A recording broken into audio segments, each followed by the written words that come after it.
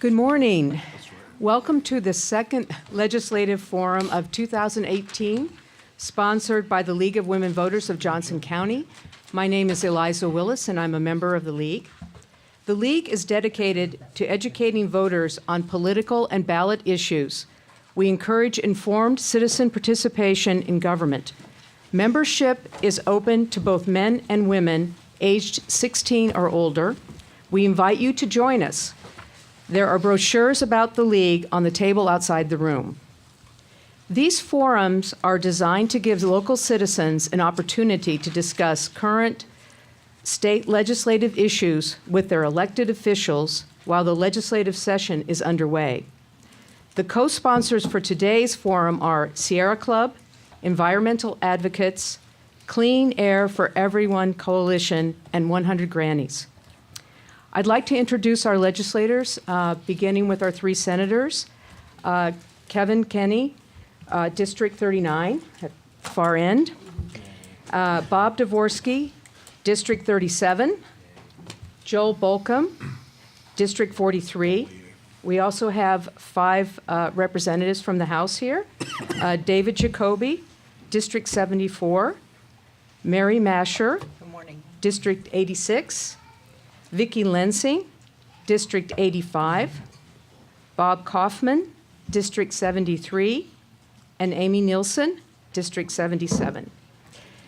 We will start the forum with 5-minute summaries from each of our legislators on recent legislative matters of interest to them individually, starting at the far end with Senator Kenney and then moving in my direction. So,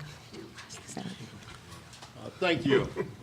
Hi, I'm Kevin Kenney. I serve Senate District 39, which encompasses western and southern Johnson County, Washington County, and Keokuk. The microphone, could you put the microphone closer, please? And Keokuk County. One of the things that I've been working on, and I've been working on it since last year, is the opioid legislation. I was on the interim committee. And one of the things that is moving right now is the House has introduced the opioid bill, and it was very similar to the Senate bill, and they're just letting it flow from the House to the Senate. What that bill will do is placing some legislation on the PMP, the Prescription Monitoring Program. There is going to be a part of that bill that has a Good Samaritan portion to it, where if someone is reporting this person that is overdosed, there is going to be some immunity to that person. But one of the other bills that we did not include in that was the needle exchange program. The needle exchange bill is a bill which not only deals with opioids, but it also deals with hepatitis C and AIDS, so forth. But what that bill does to me is going through all the different meetings last summer. It was very apparent that people that are drug abusers, when they engage with the needle exchange program, they go after treatment. It's a place in which you can intervene and work with these individuals and get treatment for these individuals. So that to me is huge. Also in this, for the safety of law enforcement. The safety of law enforcement when these people are hiding dirty needles on their persons and so forth, when they have to be patted down, or when law enforcement does have contact with them. So that's one of the things that I've been working on, that I am trying to get through the Senate and over to the House. And hopefully we get the opioid portion of it over from the House, and we get some good legislation passed. Thank you. Thank you. I'm State Senator Bob Dvorsky from Coralville. I represent Senate District 37. which is in Johnson County, the western part of Iowa City, far western part of Iowa City, Coralville area, and Solon area. Then I have all of Cedar County and the city of Wilton, which is in Muscatine County. Serve on education, state government, rules administration committees, and justice system appropriations subcommittee, and I'm ranking member on natural resources and environment. And I see by the sponsors we have, and thank you for being sponsors today, that we're talking about the environment. And the one thing we did do pass was the water quality bill that we passed out of natural resources actually last year. And then it finally came back this year and passed out of the Iowa Senate. I think the water quality bill actually doesn't move the state forward. It sort of moves the state sideways. It doesn't really add a lot of, it adds a few more dollars. They don't directly come from the general fund, but essentially if they were not dealt with that way, they would go into general fund. So they were essentially taking money out of the general fund. And there's nothing new about the programs we're doing, or there's no focus on the different programs. There's not really any monitoring. There's no assessment. It's essentially what I call the helicopter approach to state government, where you take a big bag of money up in a helicopter and you fly around the state and throw the money down. So that's really what it does, and you're going to get some good practices, I'm sure, in some parts of the state and not in others. But there's no focus to it. There's no plan to do the areas that you need to do first. There's no prioritization or anything, and I hope it works out better than we're thinking. But I think it just adds a few more dollars to water quality, but nothing that you can kind of move forward with. Unfortunately, in some of the hearings we had, and I think this was actually last year, we talked to some people on how far forward we've been able to move. The nutrient research, the nutrient reduction plan calls for a 40% reduction in the amount of nutrients we're sending down to the Gulf and that sort of thing over the next few years. And we asked some people, how far along are we on this 40%? 40%, how far along are we? 1%. We've been working on, 3 years, 4 years? So anyway, I think we obviously need to do more conference to look at water quality and figure out some way to how to move forward. But certainly here, interested in your questions. One of the things we found at the last forum, we had a lot of people asking questions, and then all of us here felt obligated for all of us to answer every question. I don't think that's necessary. I think if you ask a question, unless you want to ask somebody specifically, whoever's involved in that area can answer the question. We don't need to go down the line and have everybody answer the question. So thank you. Senator Bolcom. Good morning. Joe Bolcom, and if we do that, we'll get more questions answered. All right. My district is Iowa City, University Heights, and the town of Hills. It's good to be here. Thanks to the co-sponsors today for bringing us together. I serve on the Human Resources Committee, the Ways and Means Committee, the Health and Human Services Appropriations Subcommittee, and I'm the ranking member on the Senate Appropriations Committee. Since the last time we were together, I've spent time on a de-appropriation bill. The state budget is in free fall. In the last year, we've de-appropriated $88 million. There's a bill that the Senate's approved to de-appropriate another $34 million. And we put about $144 million on the credit card, largely due to some misguided priorities of the Republican majority on spending on tax credits and tax giveaways that have really undermined our ability to do much of anything with the things that people want in education, healthcare, public safety, et cetera. So spent a lot of time on that issue because currently the state budget is not balanced, and it needs to be balanced because that's what our law says. In the last week, I've spent a lot of time also trying to understand how a $1 billion tax cut proposal by the Senate Republicans makes any sense in the context of essentially the state being broke. And so Thursday we had a bill in subcommittee, then a bill in committee, and essentially 130 pages of words with not one page of any numbers to tell us what the impact is across income tax, personal income tax, corporate taxes, corporate tax giveaways, et cetera. There's some things that are good in this bill. There's some things that are bad in this bill, and there's a whole bunch of things in this bill people don't really have any assessment of because the Senate Republicans have not provided any numbers. So the budget is really kind of clouding everything we do. We're still trying to figure out if the current year's budget's balanced. When we get that done, we're going to get another revenue estimate in March. We'll begin work on the fiscal year 19 budget, which is pretty much either going to be a status quo budget or we're going to have to make more cuts to make it balance. Other things I've been working on, there's a bill in the Senate to implement a complex mental health needs report that was done this last fall, trying to make sure we have better crisis services across Iowa for people that need mental health support. Medicaid privatization continues to be kind of the rolling disaster. Providers still not getting paid, consumers and members getting cut off services, spending time on that.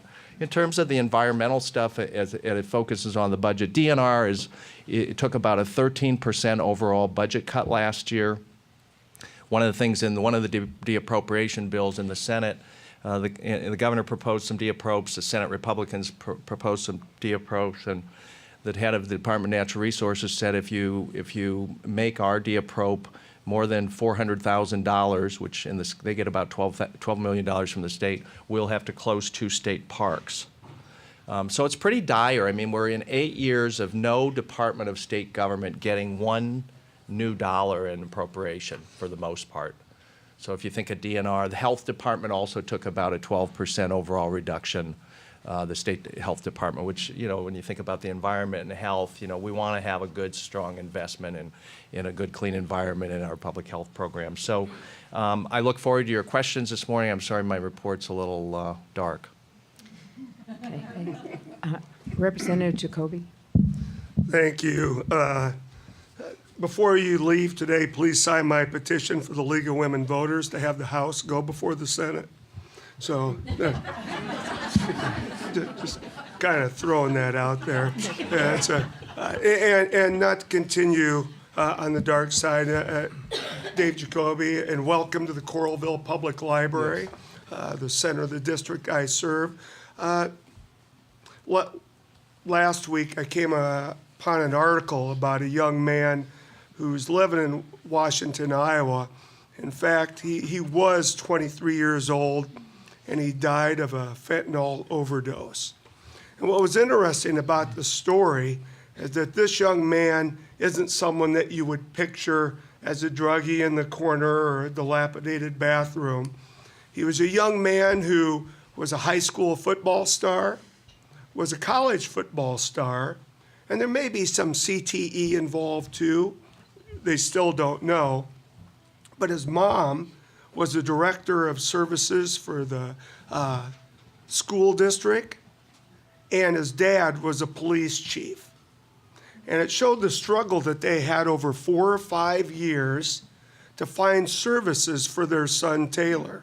That the challenges were there for so many years, and 2 people in the know were having that struggle to get services for their son. In fact, Brian, the police chief, locked his son up for 2 weeks. He locked his son up for 2 weeks, probably illegally, until they could try to find services to help. Now, Taylor lost his life, an overdose, whether accidental, on purpose, it's yet to know. Overdose of fentanyl, not fentanyl that came from Mexico. They tracked it down and it actually came on the eastern seaboard on a ship. But here's a 23-year-old young man who lost his life because we're not paying enough attention to the opioid crisis. Why did this article hit home for me? Because he's my cousin. And if you come from a family that's ingrained in your community and you still have trouble finding services, then there's something that we need to do, and we need to do it now. Sorry for the dark side. And I know we're here to talk about environment. We're here to talk about maybe the taxes and to get questions from you. But that opioid crisis is something that we can't wait anymore. We can't play politics. We need to do something today. Thank you. Representative Masher. Thank you, and good morning, everyone. Thanks for being here. We appreciate you taking the time out of your schedules to join us. I wanted to thank the League. They were in Des Moines this week, and we had a good contingency of folks and had lunch with them and got to spend some time talking about legislation that's before us. We do appreciate you coming to Des Moines, and there were lots of groups that were there this week. And again, I want to give a shout out to those that took the time to come. I want to thank the environmental groups for sponsoring the forum today. I am a member of the 100 Grannies and love that organization. They're a great activist group that do a lot of great things locally. And they have a legacy, I think, in terms of things that they have accomplished. So the other environmental groups are looking forward to your questions as well. I voted no on the water quality bill because it did not have a long-term sustainable source of funding. We've got a $5 to $6 billion problem, and we're basically throwing chump change at it. That is never going to correct the problem and long term, and obviously we need monitoring. How are you going to tell if you're doing any good at all if you don't monitor the system and have a baseline to be able to tell where are we now, to be able to see if we're making any progress? So those were some of the reasons. A lot of that got discussed on the floor of the House, and I know that those were concerns that were expressed to us from folks back home as well. School supplemental state aid got passed in the House. It is over in the Senate at this time, and they're working on that. They were holding it up until we got our transportation equity bill done, and I think now that that is finished in the House, we're hoping to get some reconciliation between the two bills and move that forward as well. I would be negligent if I didn't talk about the shootings in Florida today. As a former teacher and someone who devoted my career to educating kids, what has happened in our schools is a travesty and something that we just cannot ignore. It is both a gun and a mental health issue, and we need to deal with both. To think that you could deal with one without the other makes no sense at all.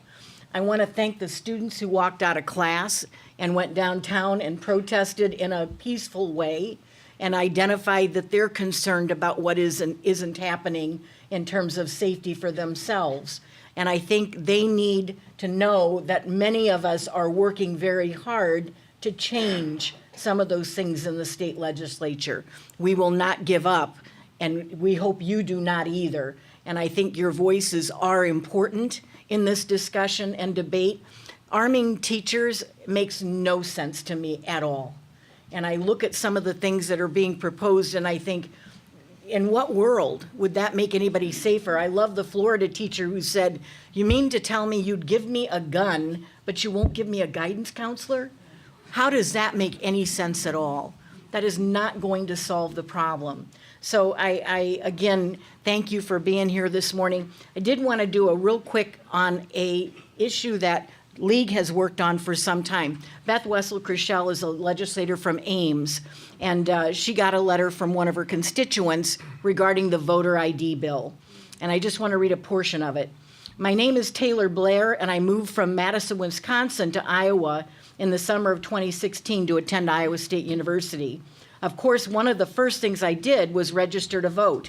Because I am from Wisconsin and do not have an Iowa driver's license, I registered using my last 4 digits of my Social Security number. Since then, I have been registered to vote at the same Iowa address and have voted locally in every election. I followed the passage of the 2017 voter ID bill closely, so come December, when the state issue voter ID cards were supposed to be sent, I was concerned because I didn't receive one. Instead of calling right away, I decided to wait a bit, assuming they were still processing my information. Well, last week, after talking to a volunteer from the League of Women Voters, I decided to call my county auditor to find out what was wrong. The office told me that I did not receive a voter ID card because I had an Iowa driver's license number on my account. That was shocking to me again because I do not have a driver's license from Iowa. After looking deeper, they found that my voter record had been matched with the driver's license record of a woman named Taylor Ann Blair. I am a male, and I am registered as such. My county auditor later told me that this must have happened during the Secretary of State's one-time system update, a process county auditors were not involved in. She said that since I am an 80% match with the other Taylor, same date of birth, same first name, same last name, the system matched us and put her driver's license on my account. So this is what is wrong with the system, and we know he's concerned because there are literally thousands of students in Iowa that this will affect. So we've got to start addressing some of the concerns about the voter suppression law that was passed and really and truly address having voters disenfranchised. Thank you. Representative Lensing. Thank you. And thank you to all of our sponsors today. Thank you to all of you who are watching on television and here in the audience. We appreciate your interest. Just as Representative Masher said, we have had lots of visitors this week and every week, really. And so to have not only people from home coming, but also voicing your concerns over things that we are doing or not doing means a lot to all of us. So thank you very much. I serve on the judiciary, the state government, local government, environmental protection, and oversight committees. And in state government, Mary is my ranking member, and she talked about the voter ID bill, which even though we worked on it last year, you can see is not perfect, and we still have problems with it.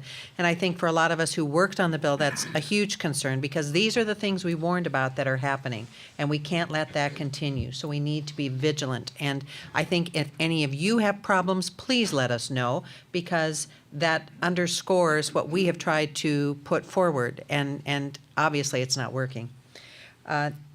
On environmental issues, I serve on environmental protection, and we don't do a lot of bills. And one that I'm really disappointed that didn't go anywhere was an expansion of the bottle bill.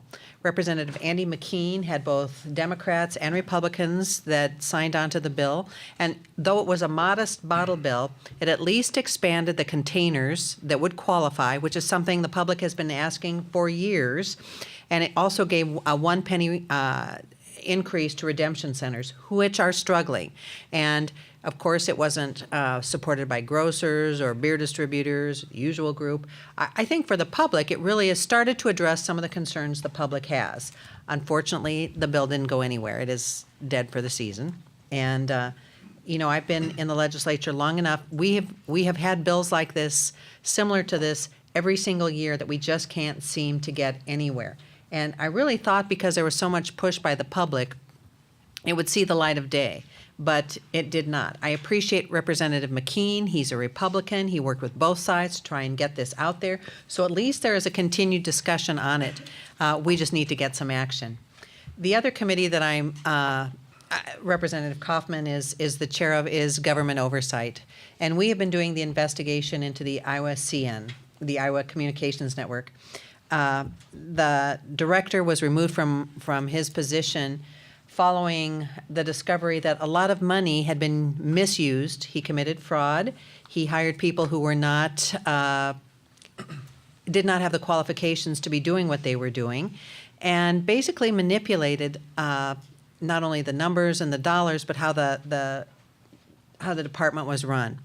So we've been working on this since the beginning of session and will continue. It is, I think, presents just as a board member, you need to be vigilant. You need to ask questions. You can't take things at face value. We will be hearing from some of those board members, the ICN board members this week, and it will be helpful to know why they thought that this was okay. They didn't ask the questions they needed to.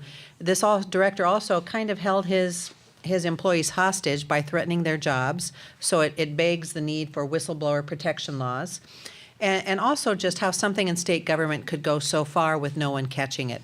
And so Representative Kaufman has been very good about taking suggestions for speakers and directions we need to go. It seems like every week we have speakers that come in and open other doors of directions we need to go to try and get to the bottom of this. But it is an amazing experience. I thought after years ago when I was on oversight, we did the CTEC investigation, and I thought we'd kind of cleaned up how boards operated and things to look for. And it's amazing to me that we still have problems that crop up, but at least we found it. And I think we will work hard and try and come up with legislation that will address some of these concerns. Thank you. I look forward to your questions. Representative Kaufman? Good morning, everyone. I'm Bobby Kaufman. I represent Cedar County, the city of Wilton, and Muscatine County, and then I've got the Lake McBride area, the city of Solon, and then everything from Cedar Township down to Scott Township in eastern Johnson County. Something interesting actually happened. For those of you that weren't at our previous forum, we had 4 issues of contention, and Senator Bolkman and I actually agreed on 3.5 out of the 4 of them. We were planning on singing Kumbaya for everybody. Kenny threatened to arrest me if I sang up here, so. There is no proof of that. It was not recorded. Full disclosure, I have to leave at 11:15, so when you get up and see me walking out, my 93-year-old grandfather had 2 medals that were supposed to be coming to him from World War II. He's finally getting them awarded to him today in Tipton at noon, so I'm not trying to skirt out of here. I will be here up until that point that I have to leave. And then also, I had planned on every last weekend for these forums.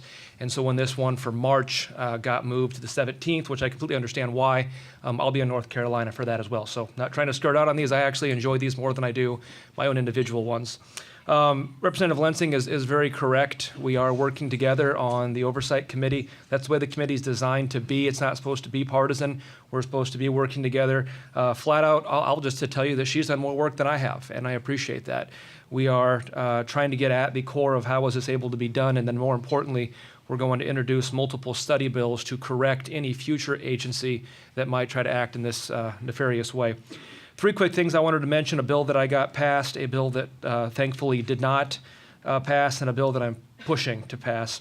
I floor managed the GEMT bill this year. It passed this week, It passed 97-0. Our local ambulances are near and dear to my heart, and when they make a Medicaid transport, they are losing hundreds and hundreds of dollars per visit by not getting properly reimbursed.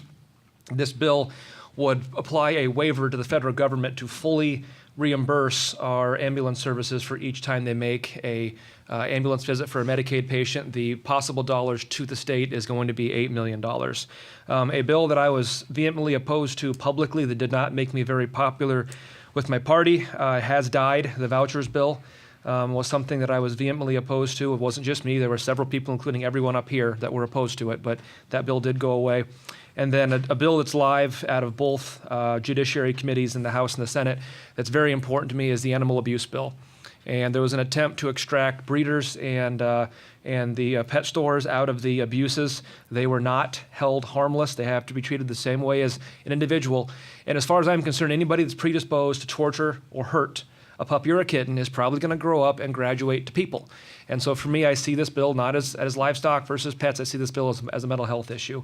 And identifying those people that would be predisposed to do that kind of thing are probably going to be the type of people that are going to be predisposed to commit violent acts in the future. So thanks for having us, and I look forward to your questions. Representative Nielsen? Thank you. I much prefer going last than first, as I did last month. But I actually have some things that have been happening.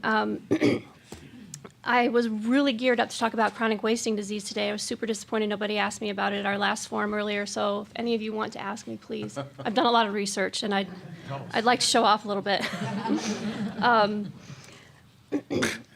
Just a couple of quick things that weren't already mentioned.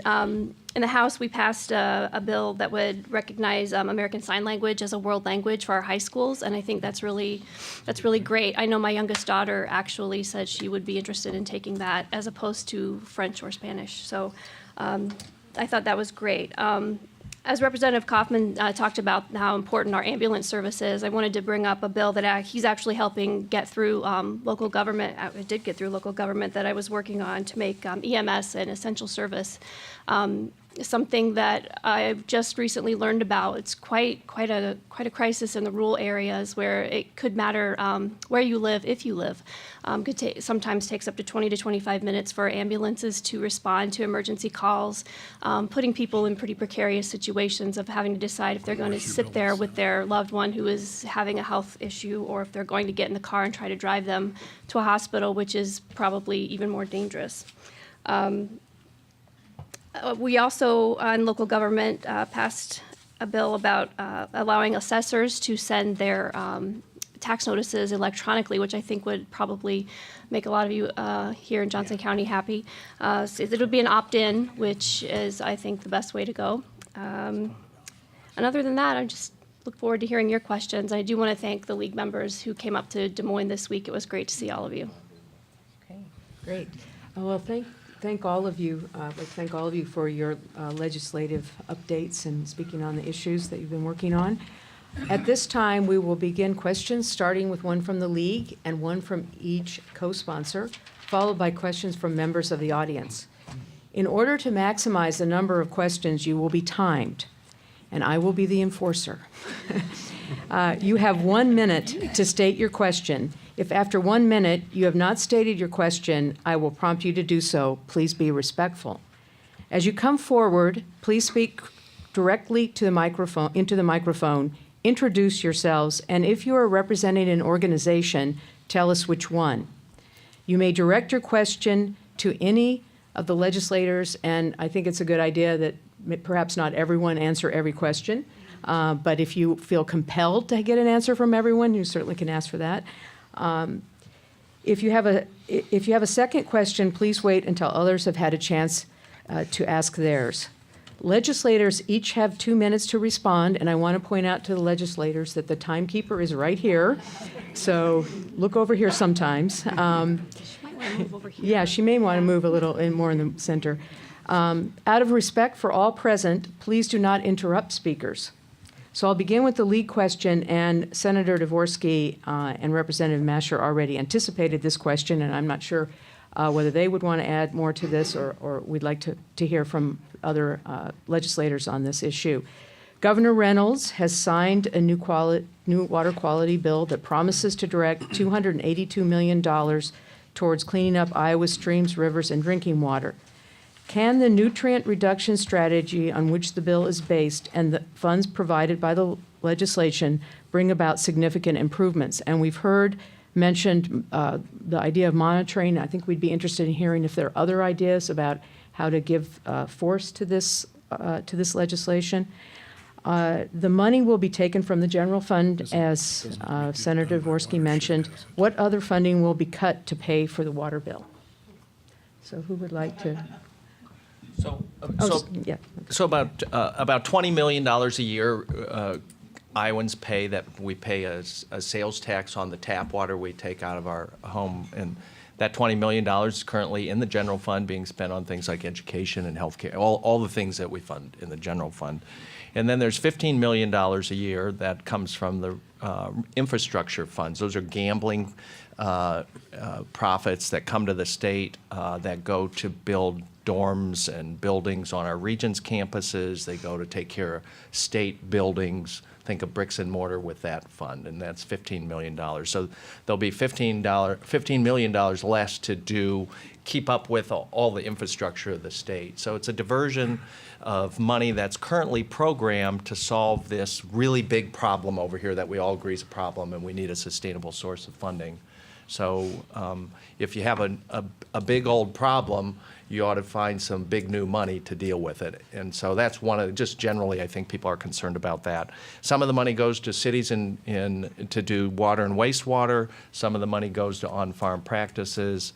There are people here, I think they're going to talk to us about maybe a different way to fund this through a sales tax or some other mechanism that would come about. But I think the nutrient reduction strategy at this point doesn't have enough on monitoring. It doesn't have enough on kind of timelines of when we're actually going to see results. It's a voluntary effort, and unless everybody volunteers, we're not going to. I think it's going to fall short of people's expectations. Well, it's even more. I hesitate to use this word, but phonier than that. We spend about $15 or $20 million right now to DNR and to other agencies out of RIF, out of the infrastructure fund. And I assume this is going to just replace that. I don't think it's adding to that. I mean, I know a few years ago we got it up to $14 million, which that was the height of spending money out of there for water quality, and then the governor, Branstad, vetoed it.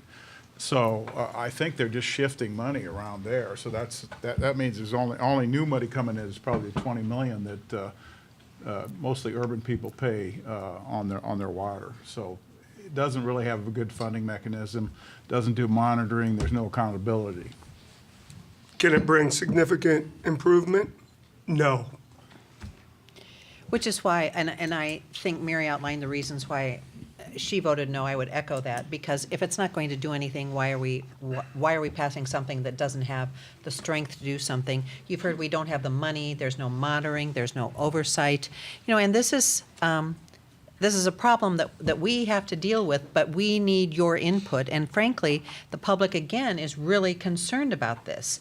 And I think funding options are something we should look at, and certainly with the budget, which is a huge problem, it's not like we have lots of money to put at that. But when you hear it's $5 to $6 billion to fix this problem, there is no way we can keep chipping away at it without addressing the funding source that would be sustained. And I think that is a huge problem. I also think everyone has to be at the table, and we keep talking about, what's agreed to, what's not, who's participated, who's in favor, who's not.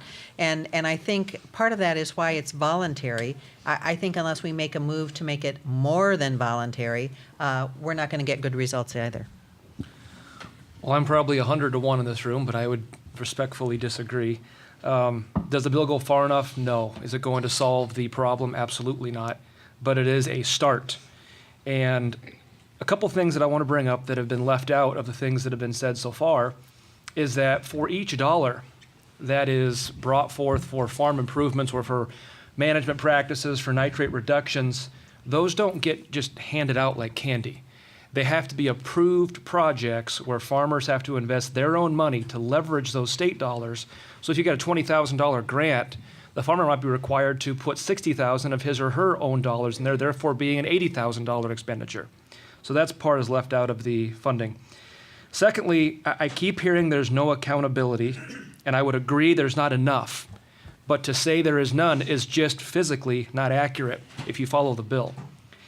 If any of you have seen the Stoner memo, and no, I don't mean pot, the actual Stoner memo, the lady's name was Mrs. Stoner, it was a EPA-issued memo under the Obama administration in 2011 of the Mississippi Watershed Group to follow the hypoxia action baseline for measuring phosphates and nitrates.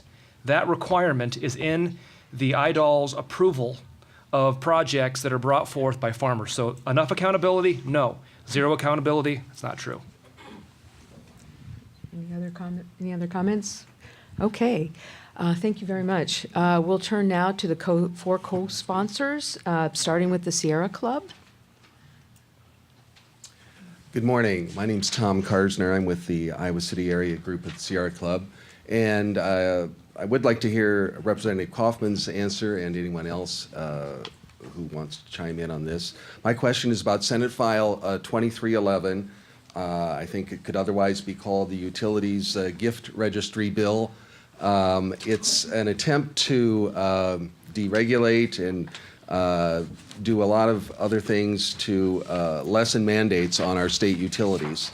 It's hard to get pity for the state utilities when they're guaranteed 14% profit. The points especially are energy efficiency programs are not being gutted, but they're being turned into an opt-in approach.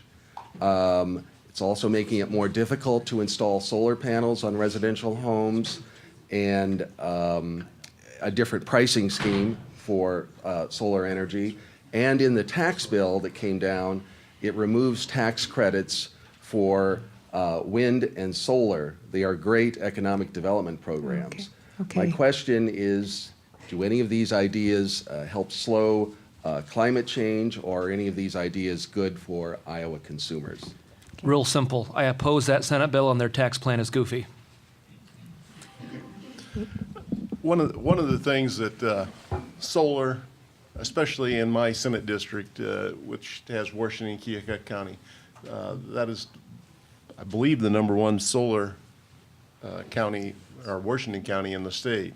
That is one of the things that in Sigourney, Atwood Electric, and some of the other businesses down there, that's been my economic engine in my Senate district, and I'm really opposed to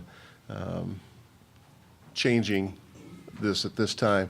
One of the things that I find that the Senate bill in which you're talking about is Alliant is trying to get around the IUB and trying to get it. They're trying to get what they want through legislation instead of the rules and like it normally would go. The RECs are going to argue that that they are not regulated by the IUB, but yet in this bill under Code Section 47621, they are to a certain degree. So at this time, I'm opposed to this bill.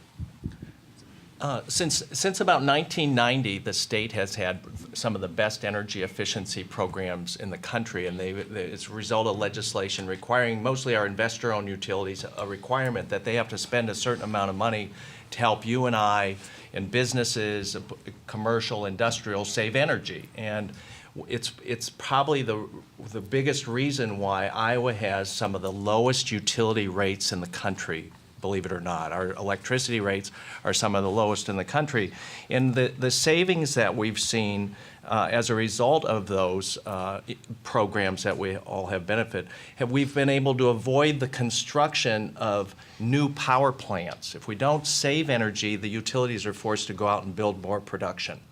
And it's just since 2009, there's a ton of data on this, but just since 2009, if you can imagine this, we've saved 2.5 500 megawatt power plants just in the savings that all of us have done. If you bought a new refrigerator and got a $50 rebate, if you got a new furnace or AC unit and got $800 or $1,000 rebate, you helped keep everybody's bills low in the state. And this bill would basically say to all of us, and we all pay for these, right? On your bill this month from Mid-American Energy, it doesn't say that you paid for it, but there's a small amount of money that you pay every month that goes into this pool that all of us have access to save energy. And when we work together like this, it's resulted in these incredibly low rates of utilities. The other thing about this bill is if we undermine our efficiency programs, and this bill will destroy them, about 20,000 people today work in full-time jobs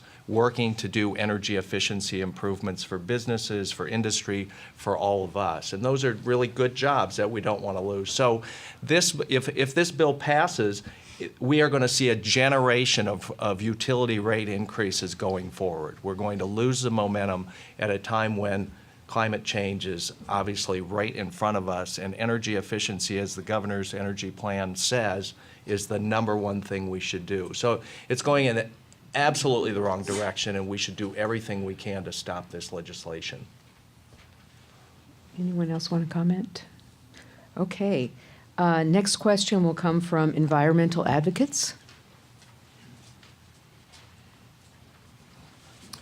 Good morning. I'm Bob Sessions. I really appreciate you all being here. I really appreciate you all and the work you do. I think we've got the best set of legislators in Iowa, so thank you. I also want to call your attention to the table back here. I brought a whole bunch of coffee this morning. I don't want to take it back. So please, and there's lots of good food as well.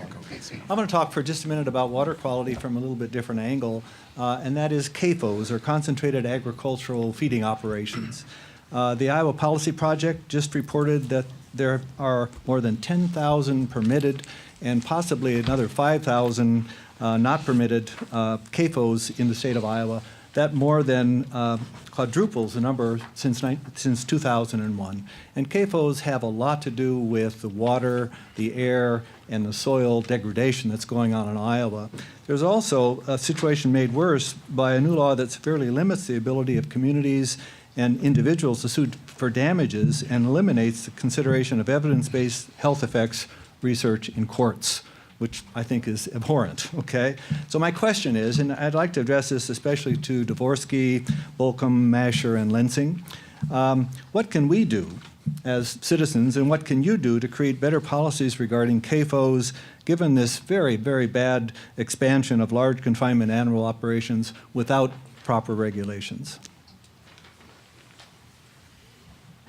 Well, the I think The the House problem- should go first. The problems are well identified, I think. I mean, I think obviously we are a major agricultural state, right? We produce a lot of grain, we produce a lot of animals, and I would say we need to come together. I mean, we need the people in agriculture, the leaders in agriculture, to come together with people that live in town and try and work for some solutions. And just in the last, I suppose, 2 years, I think we've had about 20 county boards of supervisors send letters to DNR around how we cite CAFOs to say, let's sit down and talk about some of these regulations that we don't feel are working. And these 20 boards of supervisors are not, the far left liberals that, they're people that live in rural Iowa.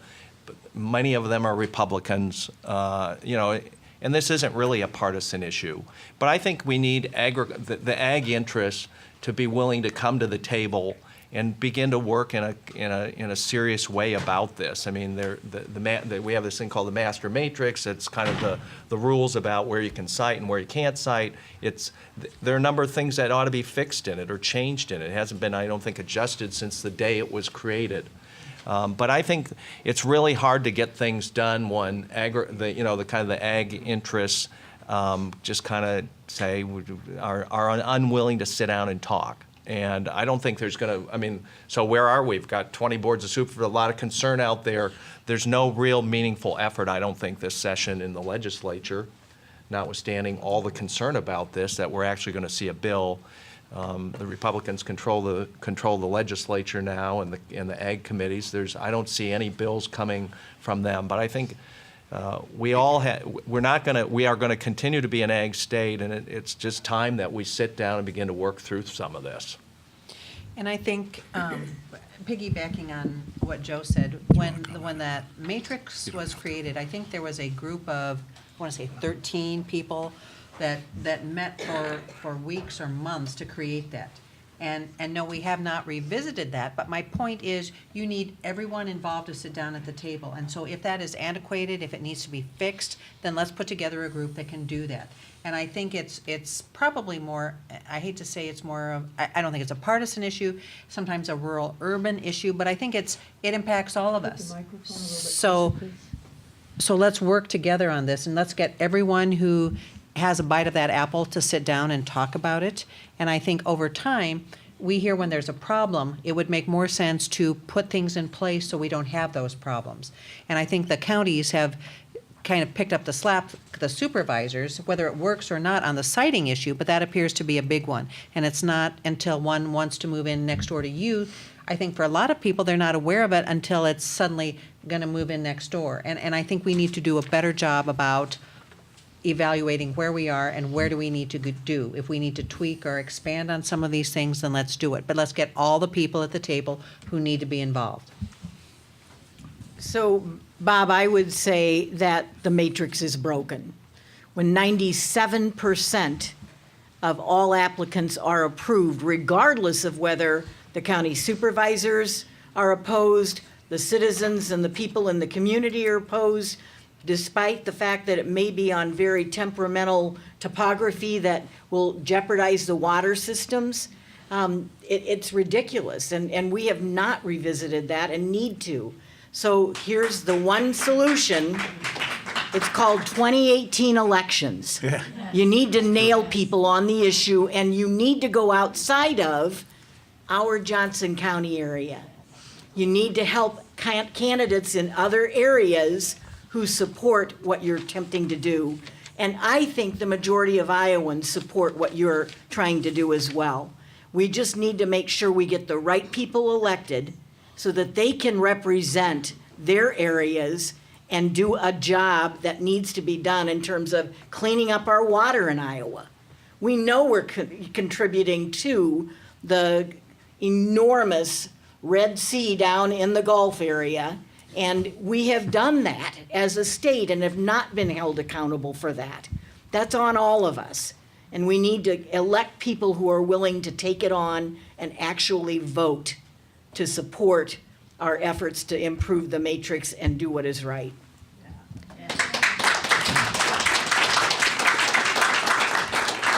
To the previous points by everyone, I agree with all that. There's just mindset in Des Moines that, I think there was even a few Republican senators who were farmers who were concerned about this, that things were starting to get out of hand, but they couldn't even do anything, or I think they had some meetings and tried to move forward, and I think the Farm Bureau and others probably stopped that. But this sort of mindset in Des Moines that everything is okay, things are moving forward, we're not going to do anything. And then it's also reflected in cutting DNR. You mentioned the thing about DNR. Even if they want to enforce the matrix, they don't have staff probably to go in and do it. So that's why DNR, they talked about all these sites around the state, and they're probably not even catching, maybe catching 40% of them because they don't have the staff to go around and do that. So we continue to undercut DNR and then jump on DNR for not enforcing the laws that we've put in place, and we don't have enough money to do that. So it's a mindset there. The other one is that god-awful bill we passed last year to say that you can't sue, or they restricted the suits and that kind of thing. So it's an overall mindset. But somehow, as Joe said, Senator Bolcom, we need to get people together. We need to get agriculture people who are actually involved in that, who not just environmentalists. We need to get people who actually make their living out of agriculture and set them down with everyone else and come up with sort of a solution. I mean, that's been done in Iowa in the past. Right now, a certain group is in charge, and they're not going to allow that. But until we change some of the people in the chairs in the House and Senate, that's not going to happen. So, Okay, thank you. Any other comment? Okay. I wasn't listed. Okay. You can still comment if you want to. Okay. Next question will come from Clean Air for Everyone Coalition. That would be me. My name is Eileen Fisher. I'm representing Cafe, and sorry for my voice, but that's it. So there was a bill that Rob Taylor had in the House that did not make it through the funnel that would have increased the tobacco tax by $1.50 and a parallel increase on other nicotine products. So it did not make it through the funnel, but I'm pleased to hear from Representative Kaufman that it is still being considered as part of another tax bill. And the original bill from Representative Taylor took $9 million of the $100 million that was raised to go towards tobacco prevention and the rest to go to mental health.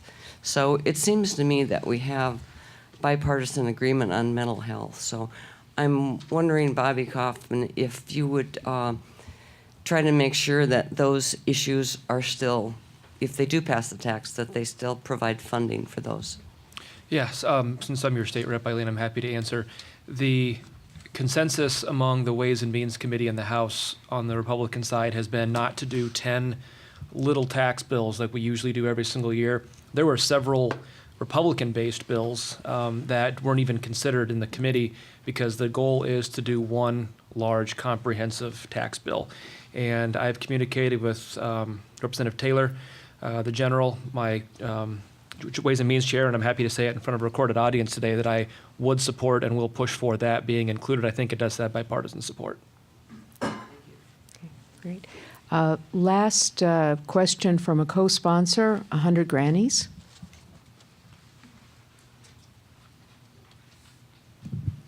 Hello, I'm Becky Ross. And I am a granny.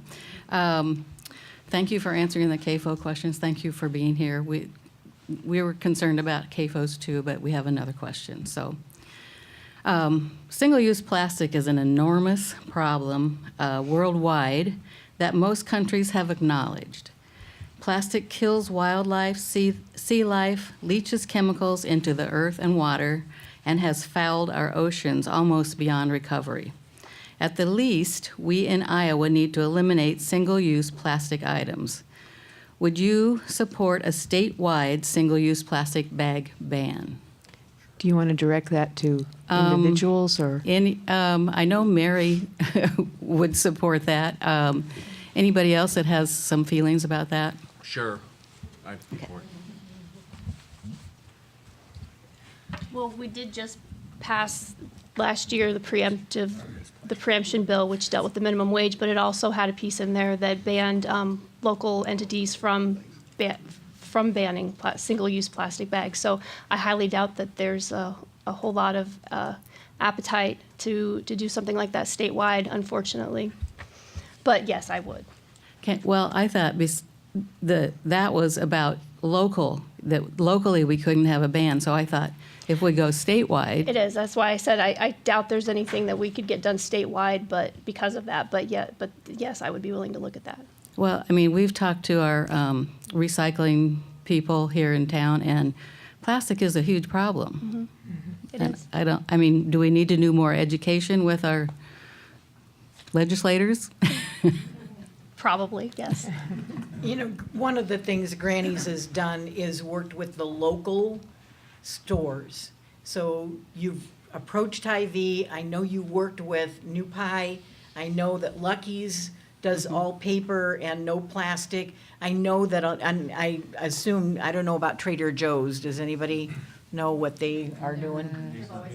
They've always all paper. And then I would assume the new organic grocers on the corner They don't are all. use plastic. So I think that, again, it's that act local, you know, think global, act local. And I think Granny's has been doing a really good job working with local entities to try to educate them about why this is important to us.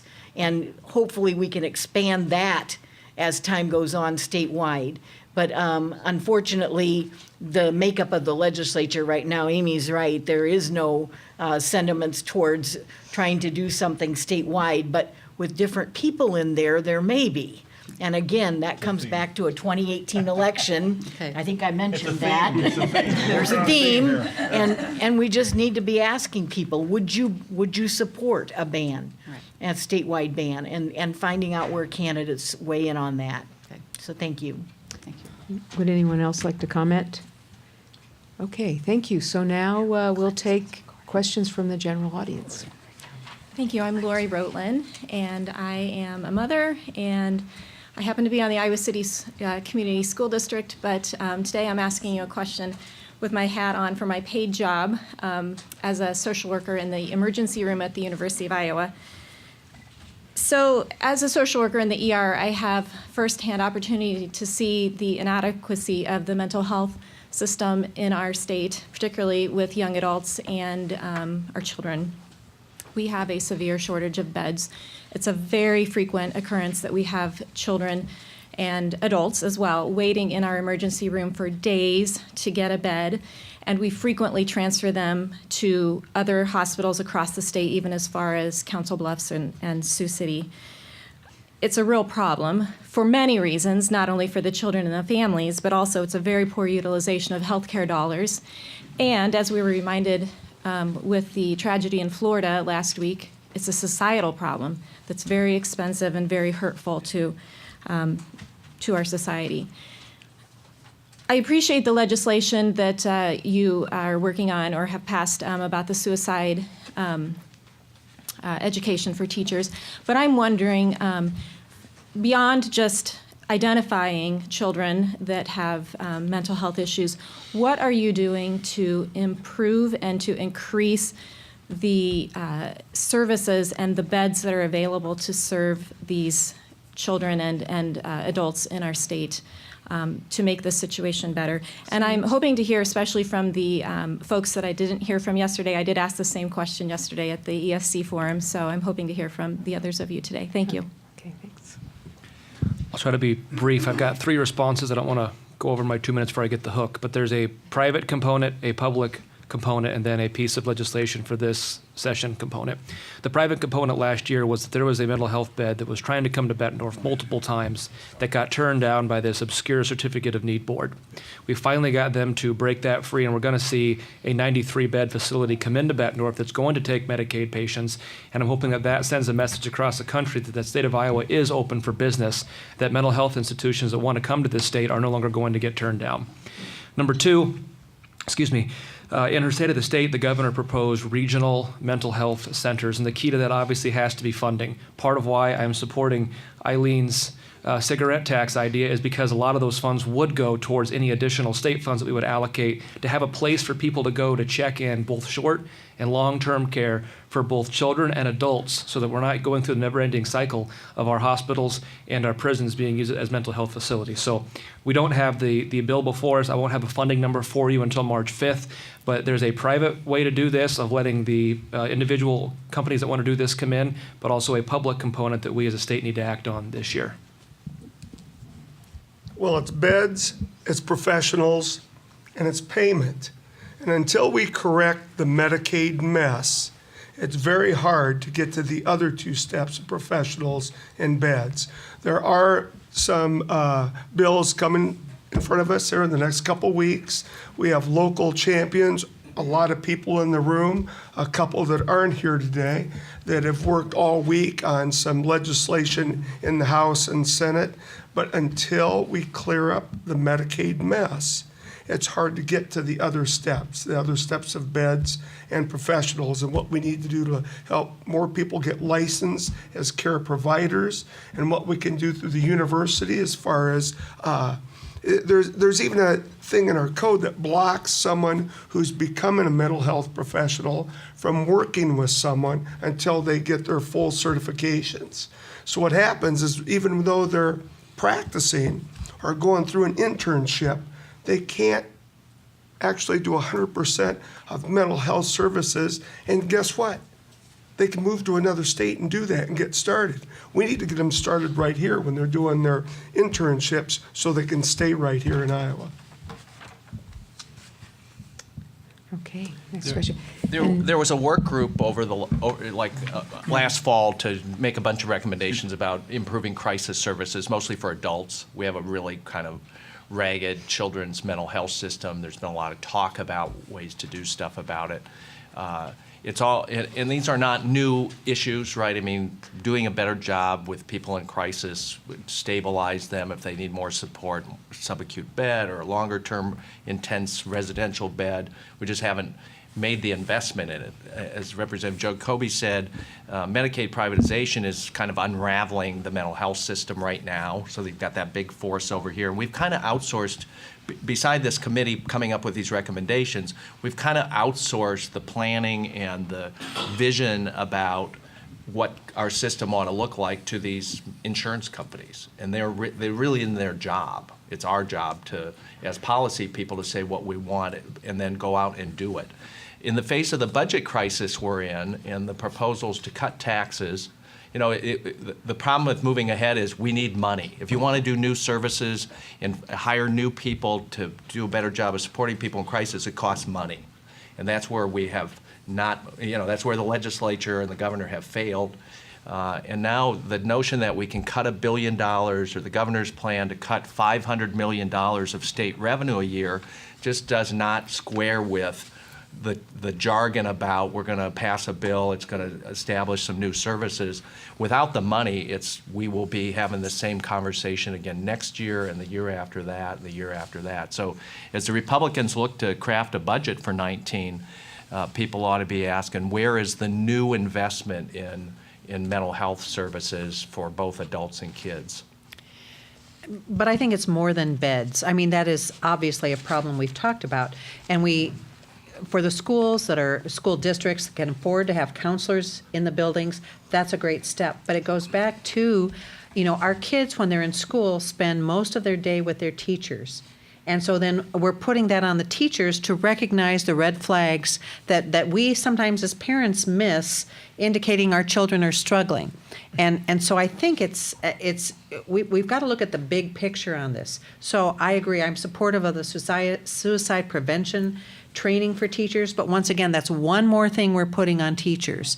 And I think teachers can, you know, to me, when I was in school, their job was to educate. And since then, we have put so many other responsibilities on teachers. How much can they continue to do? And then, as you said, they're the ones then who have to respond when these tragedies occur. So I think we need to also look at what can we do to recognize when children are struggling, adults too, but we're talking about children and mental illness now, where we don't have a good program in place in this state. So I think we have to also recognize what can we do for kids before they need those beds, before mental illness gets to a point where they need something more serious. Are there things that we can intervene with along the way? And I struggle with that because it is tied to dollars, but I also look at, we have agencies in town who partner with the school districts. Can we encourage more of that? You know, as when we're involved in groups for kids, is there something we should look at? I think, you know, teachers and counselors can't do it all either.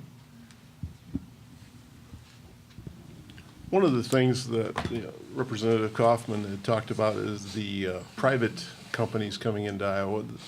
Where I have found and have experienced, when we began shutting our state institutions down, that was the one place that if you had a person that was any type of a behavior type risk or was acting out, these private companies have the ability to reject and not accept these patients, and then the law enforcement is at that point is then stuck with trying to get them in somewhere else. So when we've shut all our state institutions down and the private institutions are there, there's going to have to be some type of concession where they have to accept these people if they're court ordered to that institution.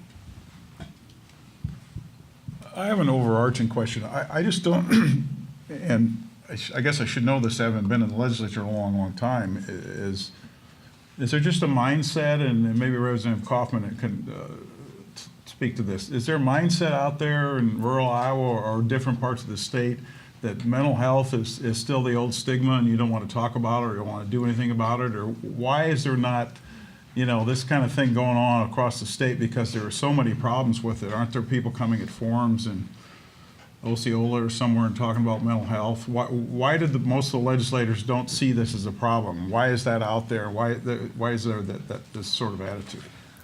I think this year has reached a crisis tipping point to where people have to acknowledge it. I don't think everybody was hearing the type of things that we hear from all of you all across the state, but I believe this year that has changed and you're seeing that be a priority that people are mentioning.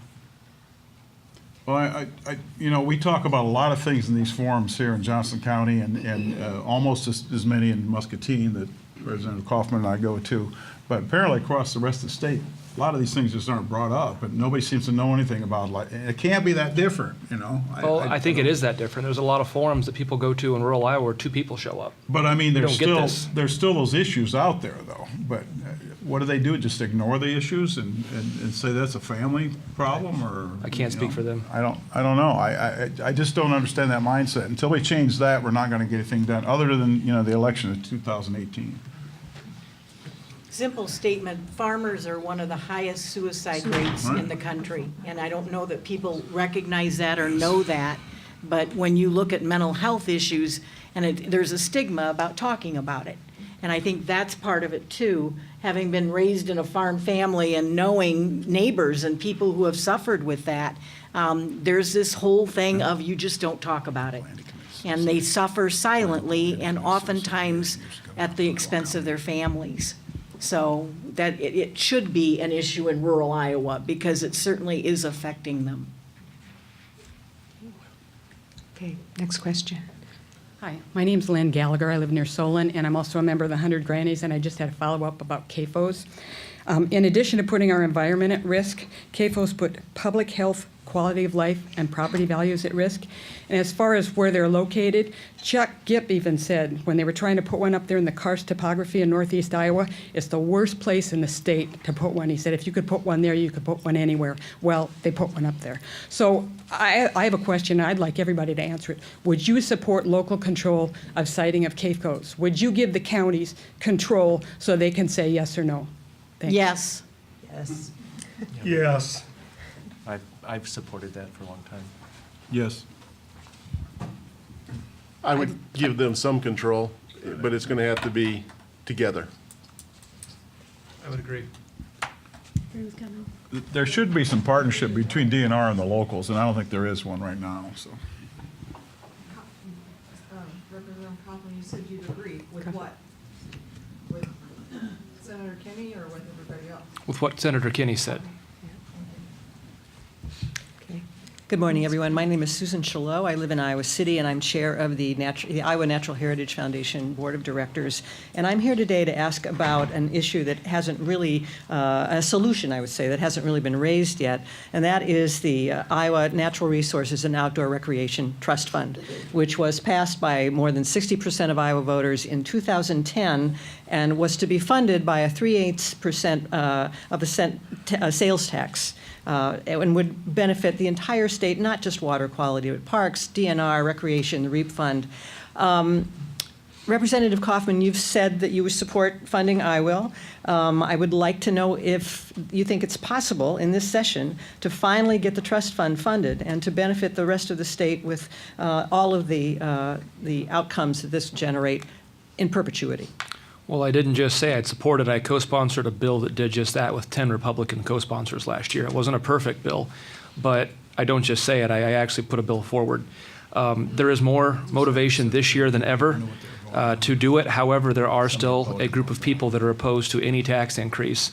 But my suggestion to the Senate Republicans in their infinite wisdom with their goofy tax bill is that if you'd like to pay for it, maybe look at that. That's a way to enact the sales tax. I know that not everybody up here agrees with that.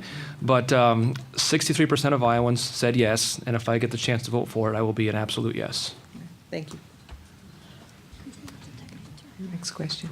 Good morning. My name's Eric Dirth, and I have a comment and a question. And I know we've hit on the CAFO thing a lot. I just want to make a quick comment. So the newest bill that just passed on limiting these CAFO liability, this is the third iteration of these nuisance laws that are being passed, and each time it's gotten struck down as unconstitutional. And so I'm not entirely sure why this one is going to be better than the last couple, and there's already been oral arguments on this. So it's going to be struck down. So I guess why is the legislature continuing to pass laws that continue to get struck down as unconstitutional? And I guess that's a rhetorical question. My other question.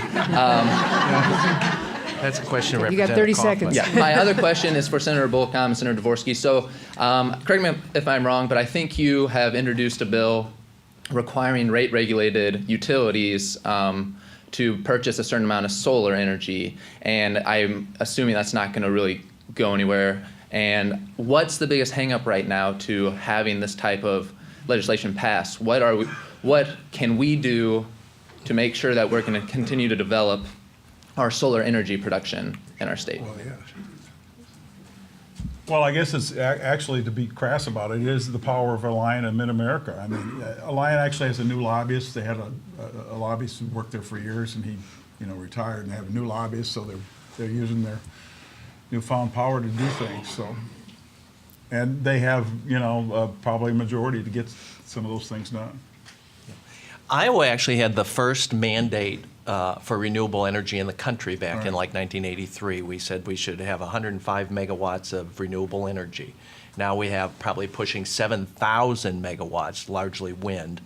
And we've made some progress in solar with this small little incentive we give businesses, farmers, and homeowners to put collectors on their house. It's created about 1,000 jobs in Iowa.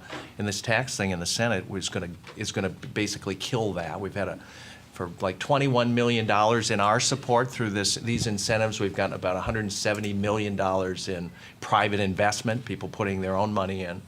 But the bill that's filed is to really ramp it up, utility scale solar projects. And the utilities don't like these mandates, even though they've been pretty effective all over the country in seeing more renewable energy. And of course, it's jobs. I mean, we've got, 7,000 renewable energy jobs in the wind industry in Iowa. So maybe not this year, but it's not going to go away as an issue. How do we put pressure on Mid-Am and Alliant, I guess?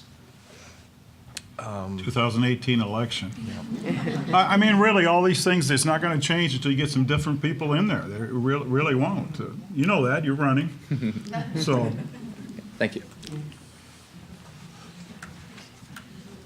Good morning. I'm Kathleen Thornton. I'm from Iowa City. I've been a resident here for about 26 years, but native to Southeast Iowa. I was born and raised in Southeast Iowa. My question, I think I want to direct to Representative Lindsay and maybe Representative Kaufman. My question starts with this. Senate File 2181, the Companion Animal Cruelty Bill, was approved by the Senate Judiciary Committee. House Study Bill 608, the companion bill to that bill, had to be cut in half and watered down to get out of the House Judiciary Committee. Can you shed some light on why this happened?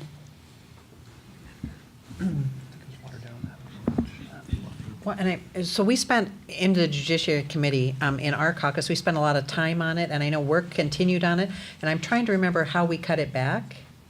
I know there were several, I believe, subsections that were cut out. Well, I think there was some that dealt, I think there was a fear on the animals that we were protecting, how livestock would enter in, and I think there was some sensitivity to that, and I keep thinking some of the changes were made in response to that. I'm trying to think what else we did. I don't think, and correct me if I'm wrong, but I believe in speaking with your lobbyist that the part that mattered when it came to penalties, when it came to it being a Class D felony, when you've got true ominous intent, and that's not an actual legal term, but the most egregious of egregious penalties being a Class D. And then the big controversy was the amendment attempted to take pet breeders as well as pet stores out of the bill. Mm-hmm. That part was kept in the final amendment. So I don't think it was weakened that much. I think that it was attempted to be weakened, but we were successful in keeping it pretty whole. I could be wrong. I think the subsections I saw that may have come out were endangerment, abandonment. I think those were left out or taken out, if I'm looking at the copy that I was given. I'm trying to remember if it was a separate bill or if it was a part of that about animal hoarding, because it happened about the same time. There was an incident in Vinton where a woman had hundreds of animals in her home, and I think we were considering this bill about the same time, and I can't remember if that was a separate bill or if that was included in part of this, or if it was if we thought about including it. And I apologize. We went through, when we were trying to get through the funnel, we did 15 or 20 bills right in a row to get them all out. So I know we talked about it, and I cannot clearly remember what the changes were. I remember some of the concerns that were addressed, but I will certainly give another look at that bill and see what we did. Okay, sounds great. Thank you. Good morning. Rebecca Needs, University of Iowa Community Credit Union. So at a time when we see some large area employers pulling employment from this area, and I know Rockwell's been sold, P&G's lost maybe 500 jobs, they're talking about downsizing. University of Iowa Community Credit Union continues to add about 100 employees a year. And the reason credit unions are growing is because we save Iowans money. So as a member-owned cooperative, we are concerned that any tax increase, and there is a piece of that in the Senate bill, I should have started with that, 2383, that big bill, that taxes credit unions. So as a member-owned cooperative, we know that those taxes will be borne by consumers. So I think my question for the three senators here is, on the floor next week, if an amendment is offered to take credit unions out of that bill, will you support it? Yes. Yes. Yes. Thank you, three. I don't think any of us are going to vote for the goofy bill anyway, so. That's a whole nother story. Thank you for your support. See, it's a real thing now. Hi, my name's Sean Flaherty. I'm from Coralville. I wanted to ask, I think some of the wind's been taken out of this question by the discussion of mental health, but apart from what's already been discussed, I heard something said on television by one of the Stoneman Douglas students that I think is probably the most urgent thing I've heard said in public life in a long time.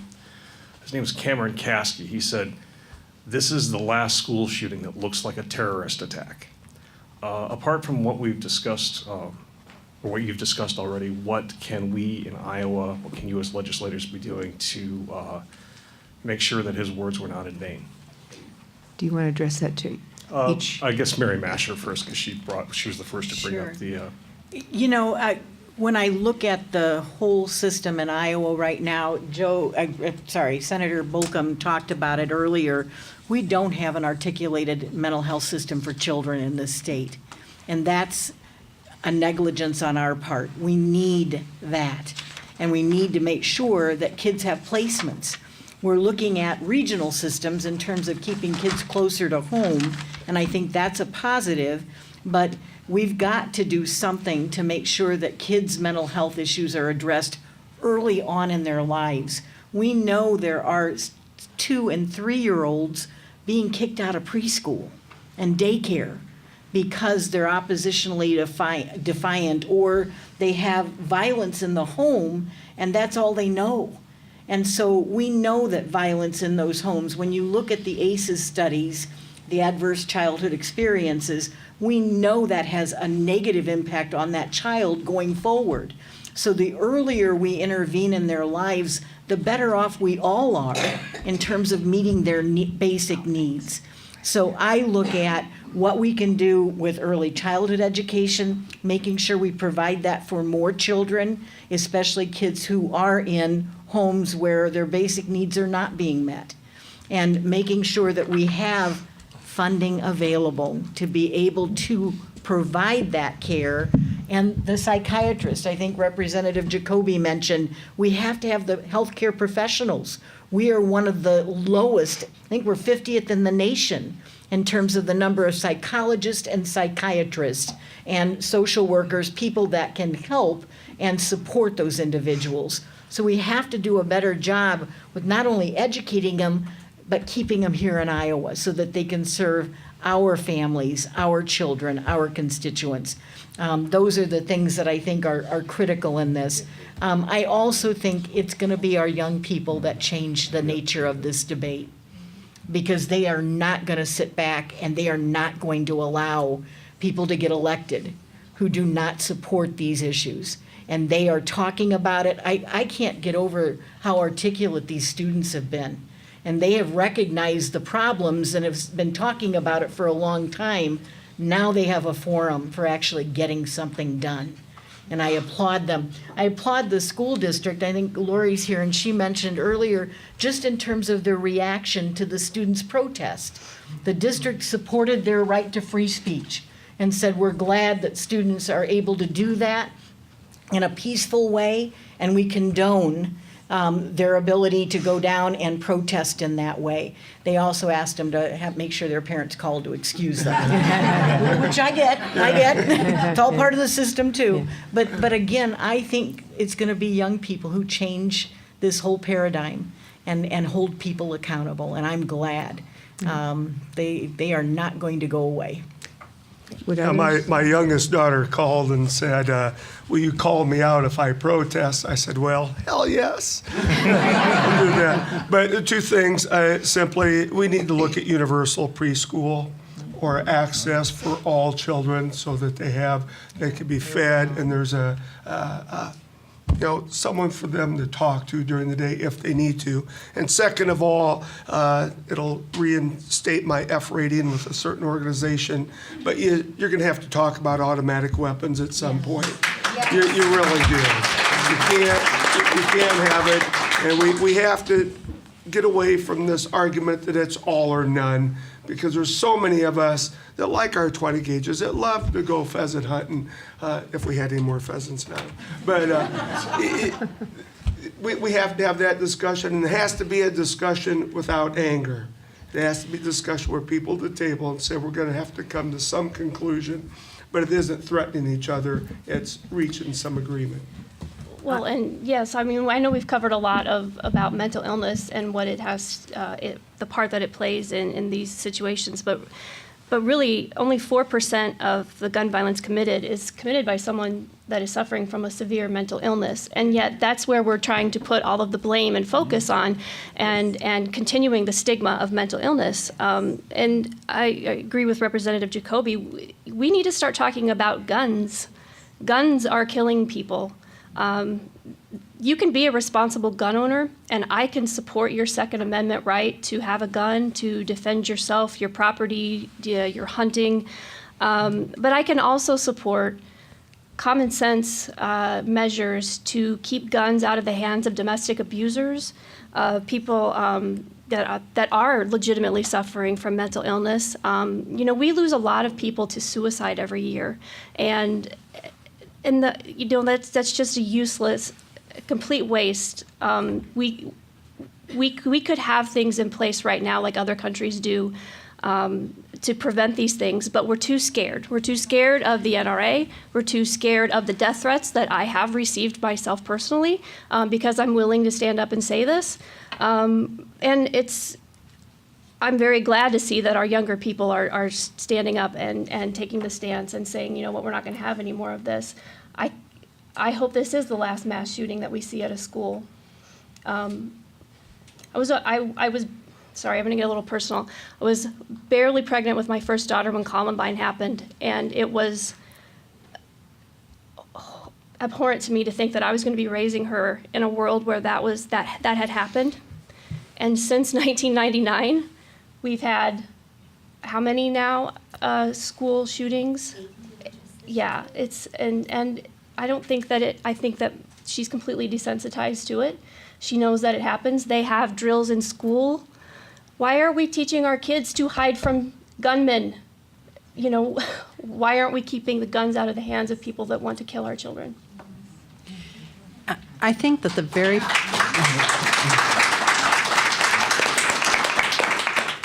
I think it's a sad fact that we can go back in time and call each of these incidents out by name: the Columbine, the Aurora, the Las Vegas, the Sandy Hook. They are embedded in our memory, but they also, and I think Amy's right, I think it's a polarizing discussion because you're either for or against. And until we can sit down and have that discussion and decide where is the compromise, we're not trying to take away Second Amendment rights, but there are concerns out there about who has guns and then where they wind up.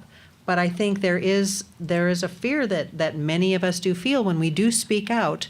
There are groups and individuals who are not hesitant in being threatening or not willing to hear the other side. And I think that causes many legislators from shying away even discussing it. So I think if we could sit down and talk about it, and debate isn't always the place. If we could have discussions about what the legislation could look like, what it could be before it gets to the floor for debate and it's already decided on the outcome, that might get us a little further. It's a tough conversation to have. And I think also going back to what Mary was talking about, I also think it has to do, it's not just in terms of mental health care for kids. I think families also need support. We have a number of families where both parents work, where they are just trying to not only make ends meet, but the time they have to spend with their kids. And also not necessarily knowing what to do if a child isn't acting right or exhibiting a behavior, what do they do and where do they go? So I think families need support. And there are children who are in preschool, but some families can't afford that. So it's childcare and childcare providers. So I think the more we talk about it, the bigger this net gets on who should be involved, who has responsibility, and who can be helpful. And I just don't think, until we have that discussion all the way around, we haven't really successfully found good outcomes to this problem. You want to we're going in the wrong direction here in Iowa. Last year, Republicans passed Stand Your Ground and a bill that had 18 different sections in it liberalizing our gun laws. Last week, there was a bill to get rid of all permits and make carry permits optional. And I think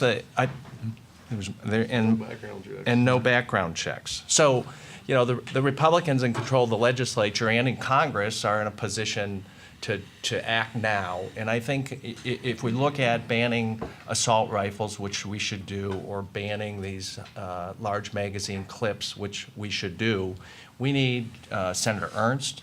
We need Senator Grassley. We need our congressional delegation. I don't see a state solution to the hardware part, because we could ban assault rifles in Iowa, but they'll come from other places. So I do think there's an important federal role on that question. I think we can have a Second Amendment without these massacres. I mean, we had Second Amendment Day at the Capitol this week, and we had 35 people that had guns in the building because the Capitol is not a gun-free zone.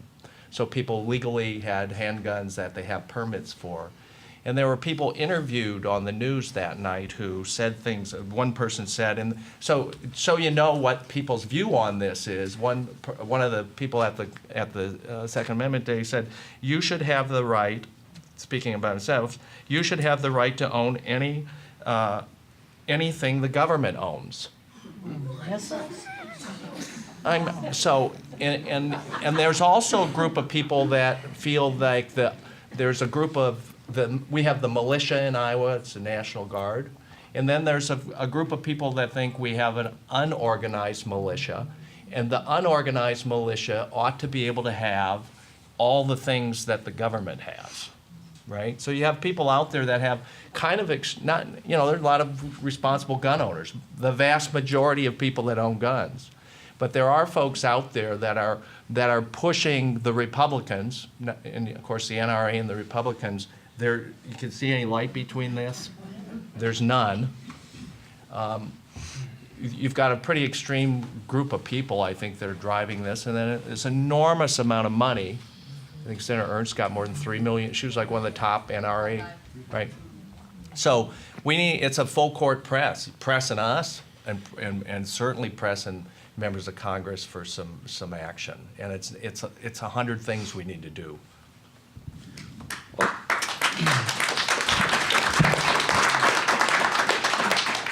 I'm glad I got to go after Senator Bolcom so I could completely correct a lot of the characterizations that you tried to throw on all of us that comes from a group of radical, crazy, insane gun groups like the Iowa gun owners. To cast their crazy bill that removes permits and then really, really skillfully, Senator, you're good at that, weave that as the idea that the rest of us have there's a word for it that I'm not going to say out loud. That Senate bill was ridiculous, goofy, and there's not a single vote for it in the Iowa House from any of the 59 House Republicans. So do not use that bill to cast the rest of us that our views on the Second Amendment. Iowa gun owners are borderline a terrorist group as far as I'm concerned.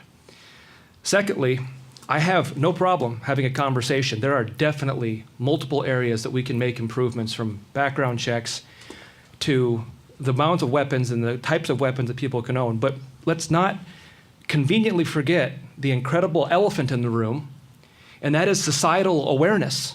14, and I haven't taken Fox's news for this, I've actually done the research myself. I found 14 so far, different times, where that psychopath was flagged down in Florida.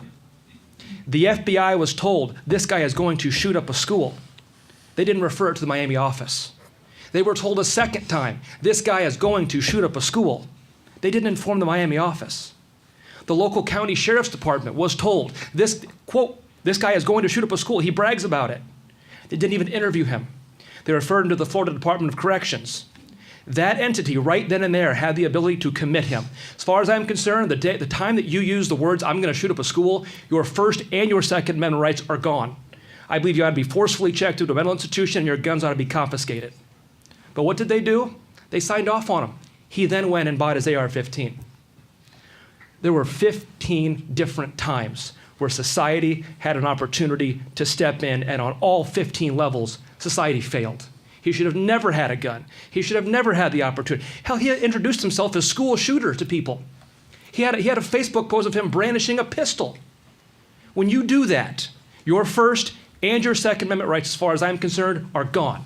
So I have no concern, I have no problem having a conversation about this, but let's not just completely ignore the total and complete societal failure that happened on every level down in Florida. I apologize, but I'm going to take twice because I've been kind of quiet here today. Yes, what we saw in Florida, when something like that happens, that is what gets sensationalized, is what gets put in front of us, and it's what gets the conversation started. Sorry, I'm getting a little worked up. But we need to remember that gun violence isn't just about a mass shooting at a high school.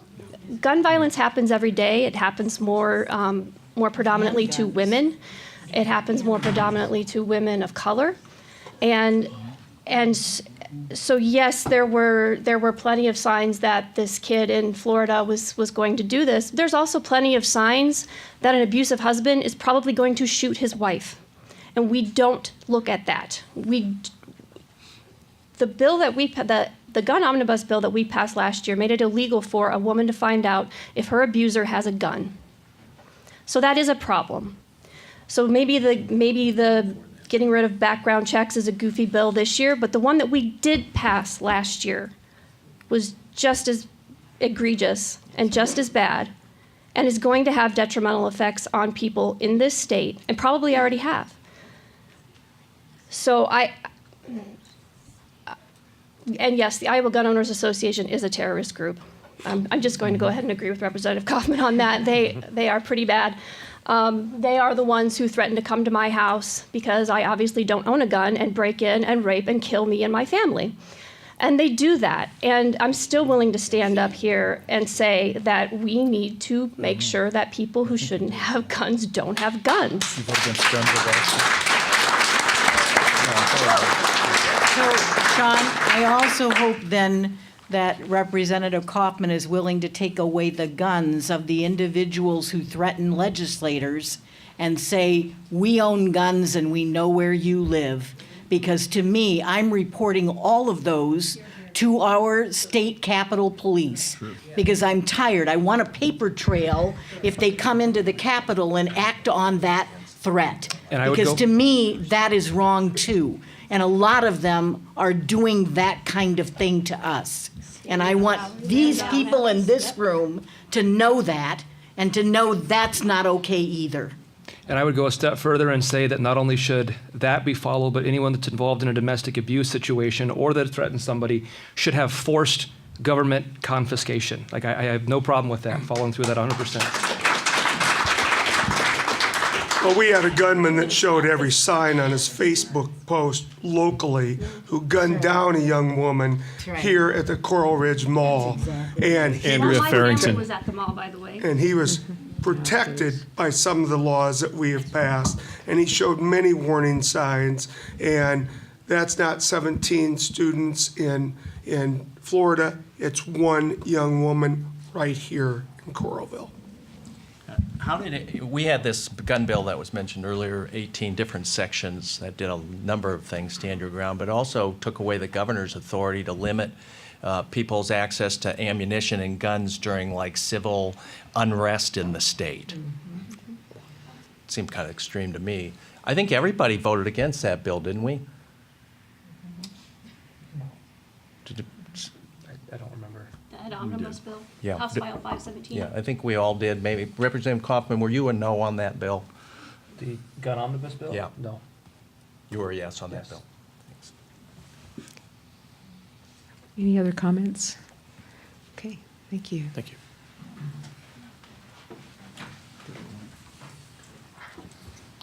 Okay, Steve Roberts from Iowa City. I grew up in Ainsworth, rural Ainsworth, but been in Iowa City for decades.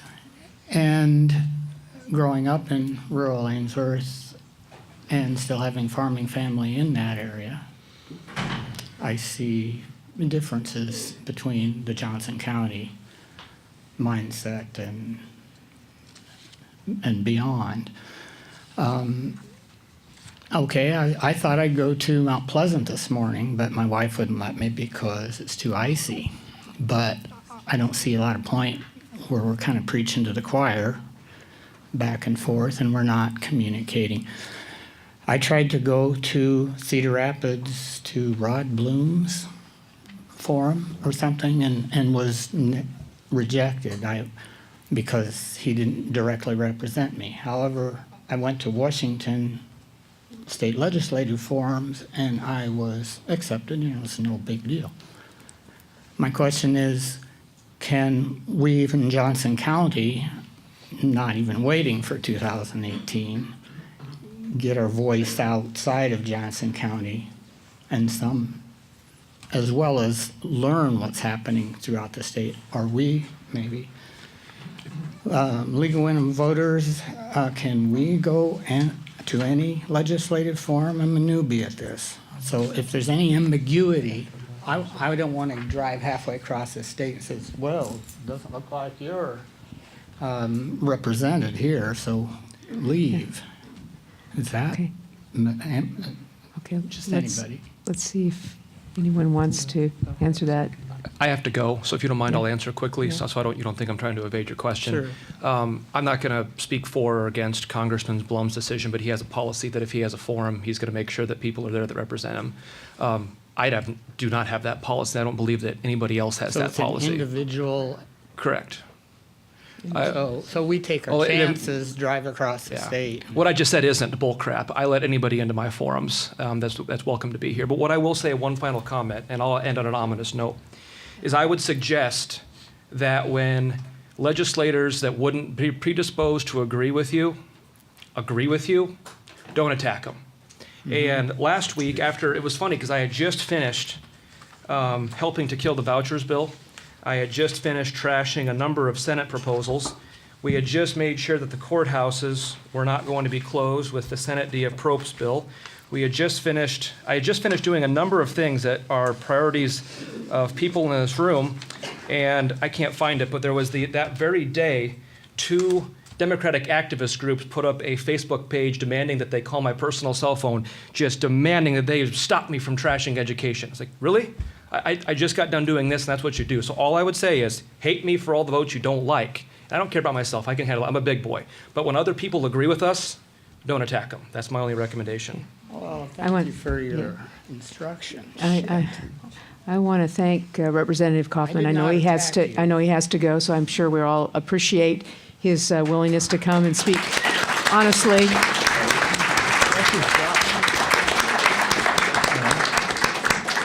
Please thank your granddad for his service.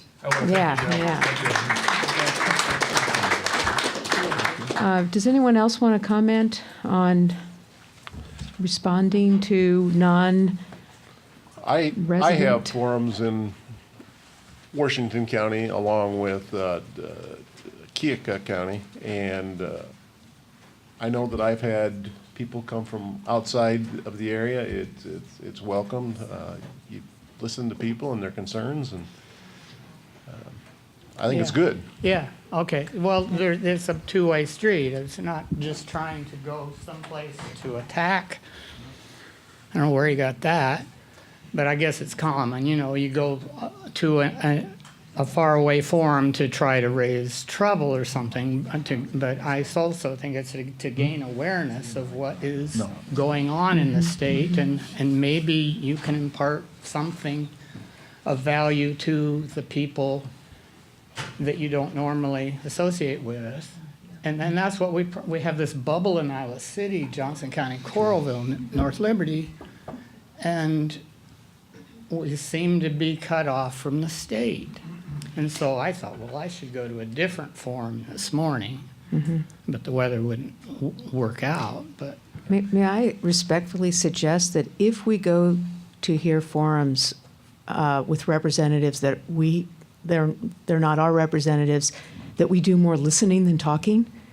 I think that's really one thing that we're lacking in this polarized environment, is listening to each other. So I would suggest if you go to forums that you first listen and then speak. For sure. Yeah. So I think that's a great idea. It's actually effective in communicating human, Right. communication. Right. Well, thank you. Otherwise, the polarization without the mixture of ideas, it's the fake news and what do you believe? Yeah. Well, thank you for your comments. I can tell Senator Kinney truly represents south of here because he called it Washington. That's right. That's how you call it. Quick pronunciation. Let me add to that. And during the week, I serve on oversight, which meets at the same time as budget subcommittees. So usually everyone else is at a budget subcommittee. So when groups come up and they want to talk to a legislator, often theirs is gone and I'm on the floor, so I get called out. And a lot of times it's on issues that committees I don't serve on, or it's on budget committees I don't serve on, people that aren't my constituents.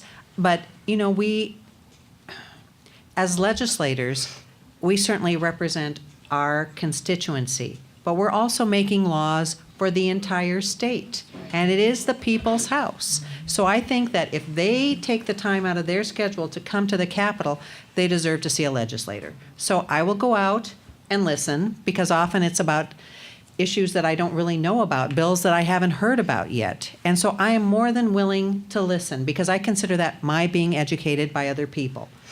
And I think the same is true with emails. We are inundated by emails, and some legislators have a policy of only answering emails from their constituents. Depends on the issue. If it's a really big issue, I will answer everyone who contacts me about it, because I think, especially when they're controversial, they deserve to hear from someone. I can't do that on everything. We all do that differently. I think my point is, I think we try really hard to serve our constituents and sometimes go beyond that. And I think you, as constituents, have every right to come to the Capitol, to call us all out. And it's kind of indicative of who comes and who doesn't. And I think the same with emails. And I think you're right, communication's a two-way street, and it's more than us talking, it's us listening. And that's why forums like this are really effective.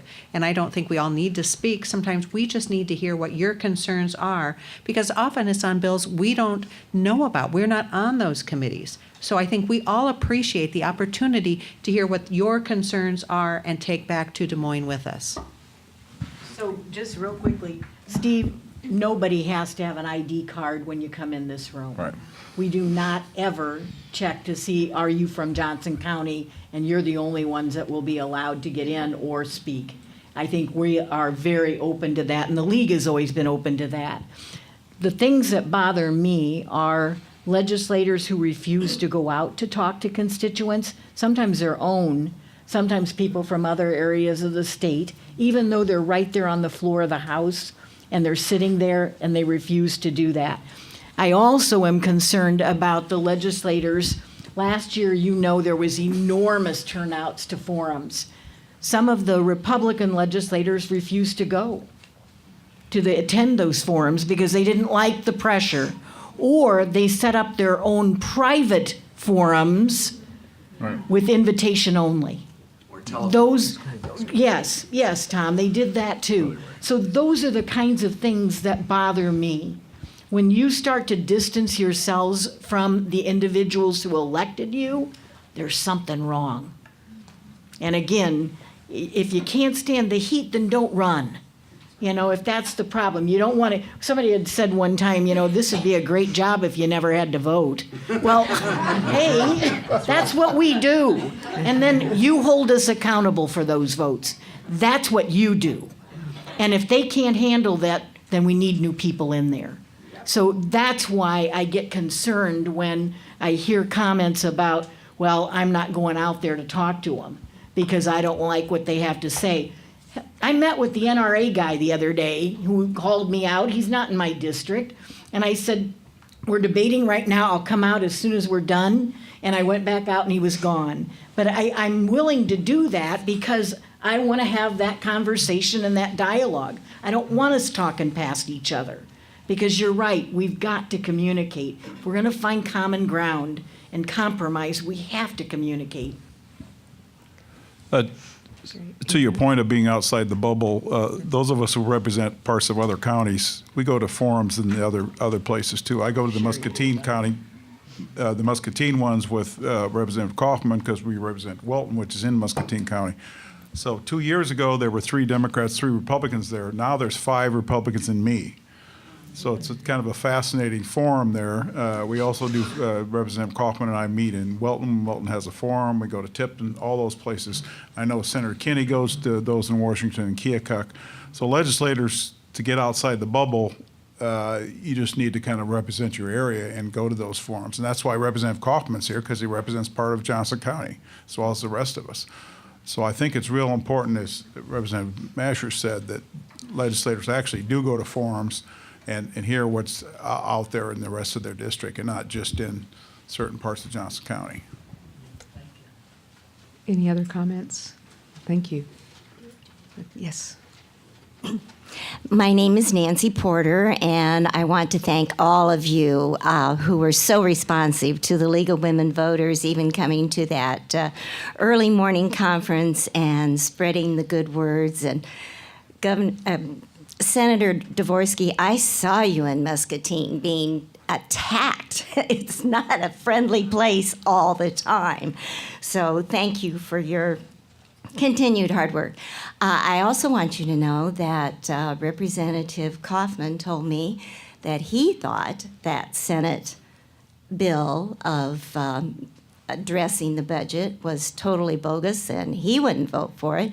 And he also just told me he would be willing to vote against the $1 billion rebates to corporations if we could put that money into education, human resources. And I think all of you are on that same side. If you have any comments, that would be appreciated. Right now, Nancy Porter is educator.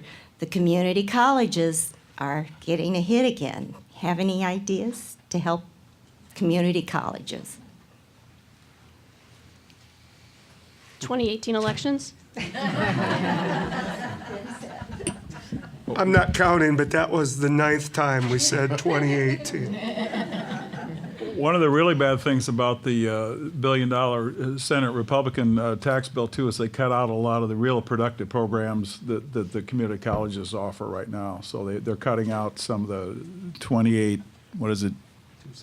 260G and ACES program and other really effective programs community college has. In addition to, cutting the actual operating funds of community colleges, they're going in and clearly cutting the programs that actually provide workforce development and things we need in this state for training. They're cutting those out. Any other comments? We have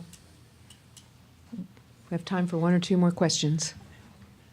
Hi, my name is Paula Vaughn. I'm with League of Women Voters of Johnson County. I do not have a question. I have an announcement. Well, before I give that, I want to thank all the legislators for coming today, Eliza for her moderating, and to all of you for coming to this forum.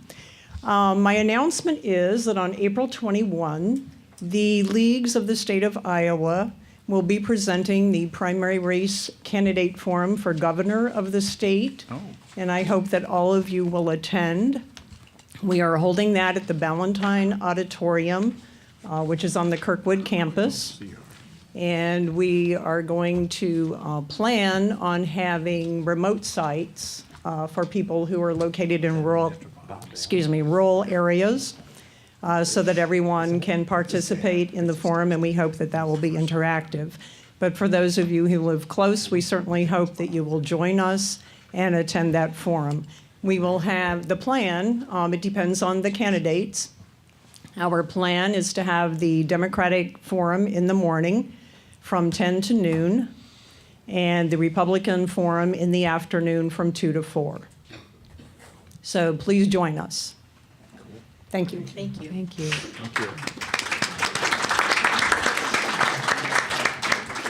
Do we have any additional questions? If not, I'll exercise the moderator's right to ask a question.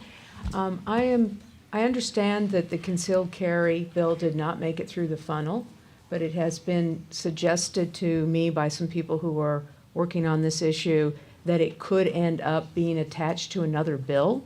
And I was wondering if that is true, or whether you have a perception that that could happen. Whoever has knowledge of that could. Well, I don't think so. I think the Parkland massacre took that issue off the table, likely for the session. But technically, it could. We don't, until the fall of the gavel, it could. Anything's possible. And what about the constitutional amendment that did make it through the funnel? So the constitutional amendment, I know in the House, we're working on amendments for that right now. And the amendments that we're including is, how about a constitutional amendment for a water quality and clean environment? How about a constitutional amendment for the right to a public education? How about a constitutional amendment for health care? Everyone is entitled to health care. Those are constitutional amendments I would like to see, and I think we could get those passed in Iowa. But right now, we're dealing with one for the Second Amendment, even though we have a federal constitutional amendment to protect an individual's right to carry, it is not in the Iowa Constitution. And so that is what they're attempting to do, is to put it in the Iowa Constitution. So we're looking at all kinds of ways to amend that to some things we'd like to see in the Constitution. So if you have other ideas, bring them on. We're going to amend and try to refocus debate and say this is what we think should be included in the Iowa Constitution. And we think some of you would support that. Anyone else? Any other questions? Going once? Well, I'd like to take the time to thank the league. I'm not going to be able to be in North Liberty in my district because it was moved up, and we've already had my forums scheduled in Washington County and so forth. So it's going to be tough for me to be at two places at the same time. So I've told Washington County that I would be down there earlier and before it was switched. So What county was that again? Hey, Dave? Really not one question about chronic wasting disease? This is your time. CWD. Just kidding. Okay, well, really want to thank all of you. I want to thank those of you who asked questions, those of you who answered questions, those of you who listened to answers to questions for a really informative session. Thanks also to our co-sponsors, Sierra Club, Environmental Advocates, Clean Air for Everyone Coalition, and 100 Grannies, and to the staff of local television for making the video cast possible. Rebroadcast of this forum will be run on Coral Vision, North Liberty TV, and Iowa City Channel 4. We also appreciate the use of the Coralville Public Library for the forum. Our next forum will be Saturday, March 17th from 9:30 to 11:30 a.m. at the South Slope Community Center in North Liberty. I hope you'll be able to join us. Thank you all.